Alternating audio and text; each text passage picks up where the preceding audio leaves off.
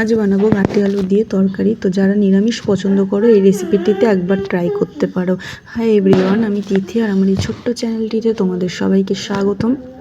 তো দেখো আজকের রেসিপিটি, প্রথমে আমি আলু আর ঘাটিটা কেটে নিয়েছি, তারপরে কড়ার মধ্যে তেল গরম করতে দিয়ে এটাকে আমি ভালো করে ভেজে নেব লবণ হলুদ দিয়ে।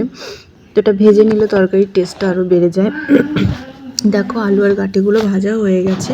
এবার আমি ওই তেলের মধ্যে সামান্য পরিমাণে জিরে ফোড়ন দিয়ে দিচ্ছি, আর এরপর আমি এক এক করে মশলাগুলো এর মধ্যে দিয়ে দেব। প্রথমে আমি দিয়ে দিচ্ছি আদা বাটা, এরপরে দিচ্ছি লঙ্কার গুঁড়ো, আর এরপর আমি দিয়ে দিচ্ছি হলুদের গুঁড়ো আর কিছু পরিমাণে জিরের গুঁড়ো। তো তারপর আমি ভালো করে এটাকে নেড়ে চেড়ে কষিয়ে নেব মশলাটা। তো তোমরা যারা বাটা মশলা দিতে চাও দিতে পারো, তো আমি গুঁড়ো মশলা দিয়েই করছি।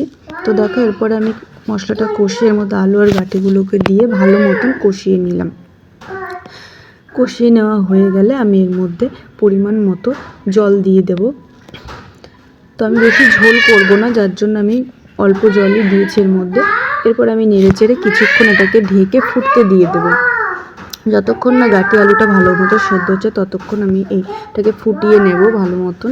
দেখো এই যে তরকারিটা আমার প্রায় হয়ে গেছে। এবার আমি দেখো একটু গুঁড়ো গরম মশলা দিয়ে দিলাম আর একটু সামান্য মিষ্টি দিয়ে দিয়েছি এর মধ্যে, দিয়ে নাড়িয়ে চাড়িয়ে নামিয়ে নিচ্ছি।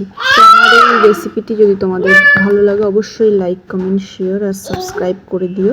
দেখা হবে নেক্সট ভিডিওতে। তো আজকের মতো টাটা।